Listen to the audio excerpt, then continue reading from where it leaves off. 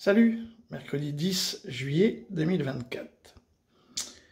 Oui, donc lui, il est revenu, il a retrouvé ses cheveux, il a fini sa chimio et tout ça. Bon, on aurait pu penser que ça aurait amélioré son cerveau. Pas du tout. Servant, franchement, bon. Donc en même temps, quand on voit l'aplomb de tels mensonges sur la Russie, parce qu'on sait que maintenant, la Russie, quatrième économie mondiale et tout ça, hein, c'est les chiffres FMI, Banque mondiale, tout ça, bon, d'accord.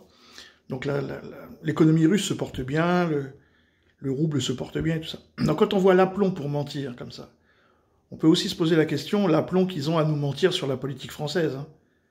Vous voyez, par rapport à ce qui s'est passé là, où ils sont... Où ils en sont à... Bagarre ou quoi? Où ils en sont à... Comment dire, à faire des arrangements de partis et tout ça. Donc en fait, vous avez vu, Macron a dissous, et on a retrouvé le même gouvernement. C'est les mêmes gens, même tambouille. Donc rien ne va changer. Donc on peut se dire, quand ils viennent à la télé avec un aplomb, ils viennent mentir, parce que lui, là, regardez ça un peu.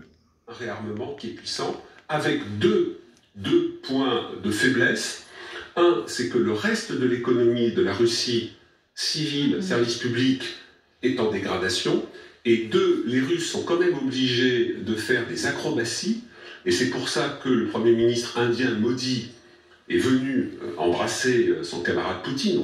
Poutine, comme il l'appelle. Belle décoration, le grand collier de l'ordre de Saint-André. Mais il est venu aussi lui dire deux choses. Un, tu me rends mes Indiens étudiants qui étaient venus en Russie faire des études, à qui t'as mis un uniforme et t'as envoyé sur le front, qui les a récupérés.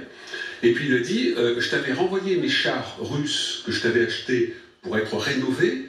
Et non seulement tu ne les as pas rendus, mais tu les as utilisés sur le front. Donc c'est pour montrer que l'effort est là, il y a une vraie inquiétude. Par rapport au début de notre conversation, ça veut dire que, pas seulement l'OTAN, mais les 70 pays qui soutiennent l'Ukraine, il faut passer encore... Bon, bah les 70 pays, il faudrait les énumérer, hein, parce que moi je vois pas 70 pays. Et en plus, quand il parle de... comme s'il était avec Modi et Poutine, personne ne sait ce qui s'est dit entre Modi et Poutine.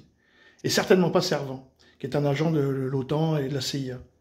Bon, sur ce, c'était simplement pour l'aplomb à mentir, que ce soit pour la politique française ou la politique étrangère, c'est la même chose en France. Salut les amis!